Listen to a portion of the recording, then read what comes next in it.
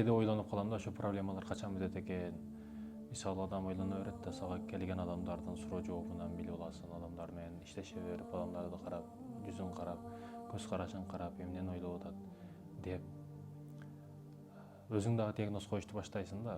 Ушу проблемалар, көйгөй маселелер качан бүтөт экен, күндөн күнгө оорлашып кетет. Эми жакшы болду деген дагы бир нерсе чыгып кала берет.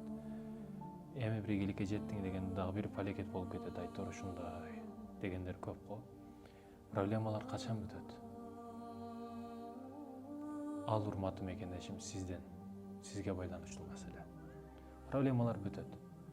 Кээ бирөөлөр өлсөм дейт да. Жок. Өлүмдү сен кутулуу деп ойлобо. Өлүм тутулуу. Өлүмдөн кийин чыныгы жашоо башталат. Ал жерде өтө кыйын болот, өтө оор болот. Бул дүйнө эми аркы дүйнөгө салыштырмалуу садик болуп калат, бала бакча болуп калат. Ошондой экен, урматтуу мекендешим, проблемалардан наалыбастан ар бир сыноону Аллах Таала берет. Сынап жатабы, демек сизди жакшы көрөт. Аллах Таала чоң чогууларга чыгарайын деп атат сизди. Аллах Таала проблемаларды бүтүрөт. Негизги Аллага жылоо бериш керек, токтолбош керек.